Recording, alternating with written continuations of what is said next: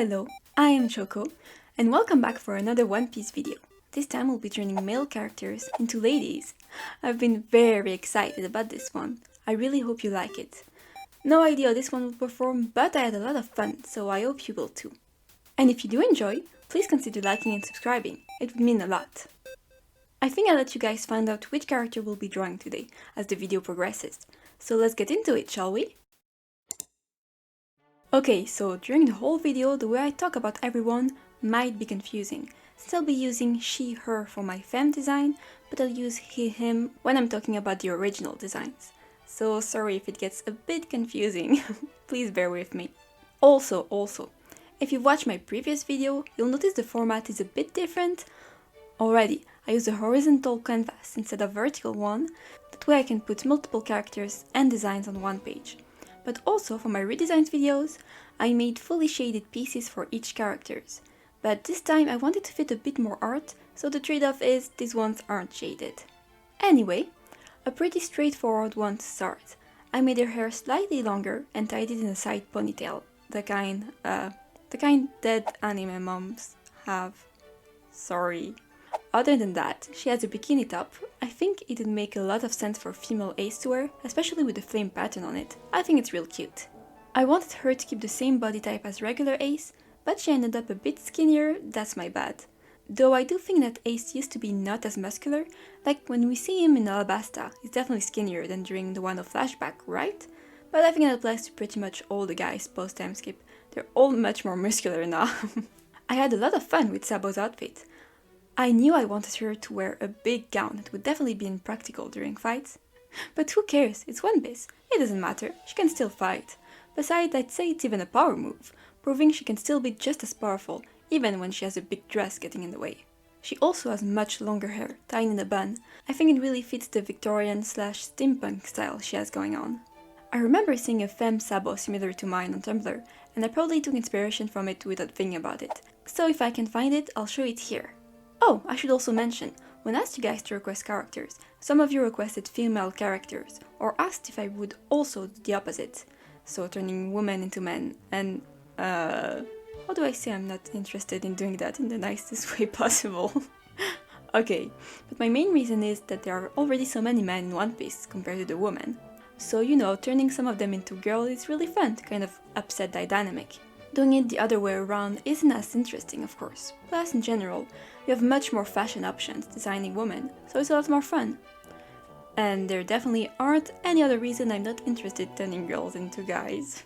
Okay, so for Luffy, I feel like she could have just looked exactly like a regular Luffy, but I wanted to have a bit more fun, so for her hair, I styled it to look like a bob. I'm not 100% sure about it, fitting Luffy, but it's cute enough.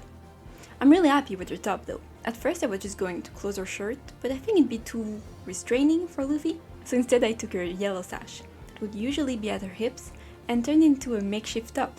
I like to think it'd be Nami or Sanji yelling at her to not go outside with straight up her boobs out. Luffy would refuse to wear an actual shirt or close a usual one, so they just take her sash and tie it into a top for her. That way all parties are happy. She also has short shorts now, for no other reason than I think it's cute.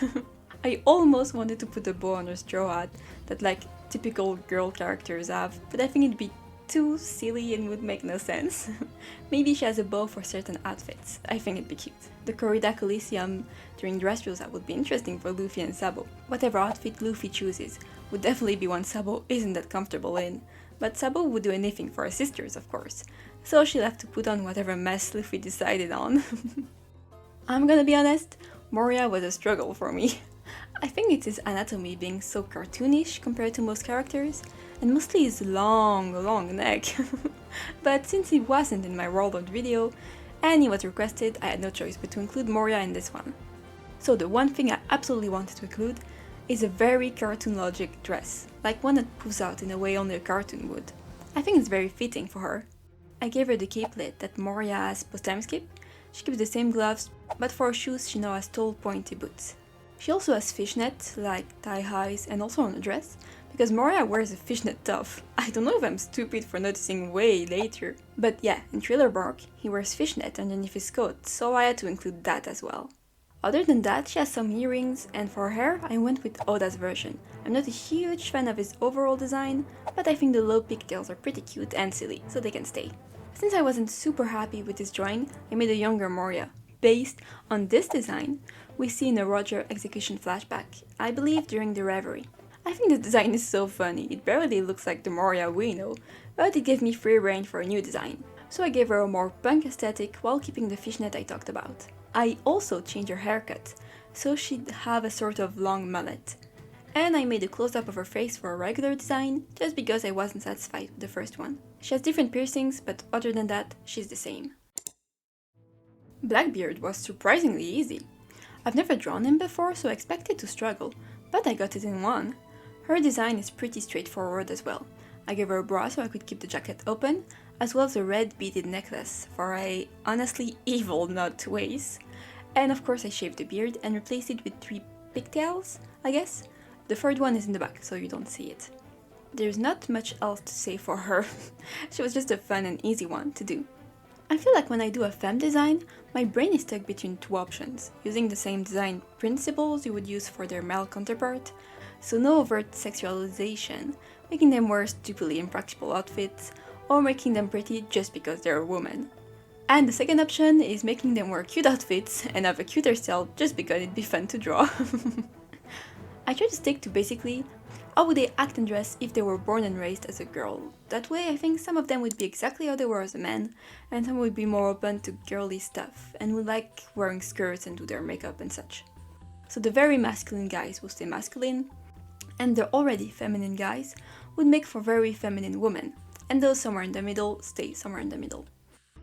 I hope that all made sense, maybe it's a bit weird, but it's more or less what goes through my brain when I come up with these designs. Multiple people asked for Buggy, so here she is. I mean, who am I to refuse drawing a cute clown girl? Anyway, for a pre-time skip design, I turned the usual t-shirt into a crop top and the pants into poofy shorts, as well as giving her thigh-high socks. She also has longer hair and earrings, but it's kind of how I usually draw Buggy. For post-time skip, I based it on my own redesign, so she has a leotard instead of shirt and pants. She still has striped stockings, but vertical instead of horizontal, with knee-high boots. The jacket is the same, I just made it slip off of her shoulders to show more of the design. I also made her hair way longer, with braided twin tails and front parts. My Buggy definitely falls into my I just want to design a cute girl category, but I think it's fitting, right? As a clown, he's already very theatrical. He wears makeup and has long hair and clearly cares about his appearance, so I think it's alright to end up with a design like this, maybe? I've seen too many cute female Buggies, I just can't resist. Oh my god, I should have made an impel down Buggy. Somehow his best design is in prison, I love it so much. Basil Hawkins was requested by a lovely person who's a big fan of him, and I absolutely loved their enthusiasm for Hawkins, so I had to indulge. She was so fun to do. Coming up with her outfits for her was the best. I think I searched for dark cottagecore outfits on Pinterest for inspo, and voila, to judge the endless amount of AI-generated pics, it was pretty helpful. I based the first one on Hawkins' pre-time skip design, especially for the sort of corset slash sash thingy. She has an off-the-shoulder blouse, which I think looks super cute, and a sort of asymmetrical dress with big ruffles on the side, and the checkered pattern Hawkins often has. I made another version with a more basic corset and shirt combo, as well as a pink sash and another long skirt. I think a female Hawkins would just wear very long dresses and skirts, honestly, it fits her well. I also wanted to play with her hair a bit, so I made a close-up of her and braided her hair with a ribbon. I think it'd be cute for an alternate design, like for one of the movies. I also gave her some makeup. Dark eyeshadow and lipsticks just make sense for her. I think she's one of those designs I could just keep coming up with outfits. There's so much potential for fun dresses and jewelry with her. By the way, check out this artist's version of her. They honestly have the best genderbent design. I remember just staring at their art when I first saw it. They have so many good ideas. Smoker was requested by multiple people, so she's included as well.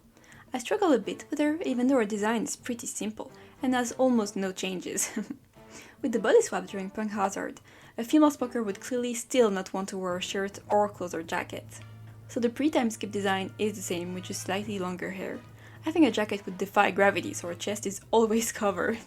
For post-time skip I used Smoker's Stampede design and just gave her a tape bandages to cover her chest. She also has slightly longer hair, which ends up looking like a mullet. Okay, I don't have much to say here, so I wanted to bring up Oda's femme designs. He did the Straw Hats, of course, the Warlords, the Supernovas, and the Admirals. Starting with the Straw Hats, I think they're pretty cute. Choosing to ignore the little dialogues they all have, though, it's too stupid. I think Robin looking so tough is a bit strange, but other than that, they're nice. I like that they all mostly keep the same haircut. Brooke not changing at all is hilarious. The Heart and Chopper's hat is so funny, I can't even be mad at it. My favorites are Sanji and Usopp, they look adorable. For the Warlords, I adore Crocodile, the Flamingo and Mihawk, they look so pretty. The rest are meh. Boy's fine, I guess, just not a big fan of how much she looks like Shanks. I don't like how sweet Moria, Blackbeard and Jinbei look. I feel like Oda mostly made these as a joke, but I feel like Jinbei doesn't even look like Jinbei, it's crazy. Kuma looks so stupid with that hat. Why can't the female Kuma have the bear ears? Come on! The Supernovas are definitely the best Oda made. The only one I'm not really a fan of is Bunny. Once again, I feel like she looks like Shanks. But the rest are great. I'm honestly pleasantly surprised with how much diversity we have with Beiji and Yoruichi. I would have liked Kid to look a bit tougher, but she's so cute that I can't be mad. Same for Law. She should look more emo, but obviously Femlo is incredible. Hawkins is just perfect. Of course she'd be a horoscope girly. And Drake looks fine. Apu is phenomenal. She straight up looks better than the Apu we have. I'm amazed with how good she looks. But Killer's lack of muscle is the biggest loss. We have to end this review section on a bad note, sadly. The Admirals look so bad. These ones were definitely made as a joke, but still. I think Akainu looks okay, maybe? Kizaru looks so stupid, it's actually very funny. Fujitora just looked like someone's grandma. Why did she lose all of Fujitora's cool factor? And Aokiji just looks like a different character, like, that's not Aokiji. Okay, look at this again to clean your eyeballs. They're so cute! Now time for my favorites! Bartolomeo was actually requested, but I was going to include them both anyway. So, for their base designs, I added the corset Cavendish so she's even more fancy, but other than that, she's the same. Bartolomeo also stays very similar. I just gave her a bra that connects to her choker. I don't know if this has a specific name or anything, I just think it looks good. She also has slightly longer hair. I didn't talk about how I draw the faces of everyone, but usually I try to keep the same facial features, and then just add a couple of eyelashes. So obviously Cavendish already has a very feminine face. He even reaches peak anime girl in this gorgeous figure. But I just added a single eyelash on each eye to differentiate how I draw regular Cavendish and my femme version. For Barto, I was really adamant about not changing her face. I don't like softening a character's face for their female version, so I just added 2 bottom eyelashes on each eye to differentiate her. Which I have to say now it's a struggle to not add those lashes when I draw OG Barto. Since I designed their femme version a while back, I also wanted to make alternative outfits for them both. So it's a more modern take for once. I'm just giving myself as many excuses as possible to draw them. For Cavendish, I really wanted her to have a big fancy dress, and I do think she could still handle herself in a fight with a big dress on. The problem would come from Akuba. With how frantic and violent their movements are, I think those big dresses would get ripped into pieces, so Cavendish would have no choice but to resort to wearing pants. But I still wanted to make a cute outfit for her. She'd wear dresses for more formal occasions, I guess, and when she's pretty sure they won't get destroyed. Okay, and for Barto's last outfit, it's one of the One Piece Red's design. I didn't change anything, so I don't have much else to say. By the way, I'm so salty that Barto's in that movie but not Cavendish. Like they're a package deal, if one's in something, the other should too. It's so mean to separate them. But it gave me a video idea. What about making specific design for characters who weren't in an arc or movie? I already thought about giving a bunch of characters 1 hour Egghead outfits. It could be so fun! And with these 2 finished, all of them are done for today. I hope you enjoy my take on female designs for these guys. As usual, let me know what you thought down in the comments. I'd love to do a part 2 as well, with even more characters if you guys like this video. I have many characters who were requested, but I didn't have time to do. I don't know what my next video will be yet, but I have a ton of ideas to choose from your own suggestions, but also some of my own. I love to redesign One Piece girls. Some of them could really use it. Looking at you, Rebecca. And I've had this idea of doing a Germa 66 redesign that could also be very fun. Anyway, I really hope you'll be there to see whichever idea I settle on in my next video. Bye bye!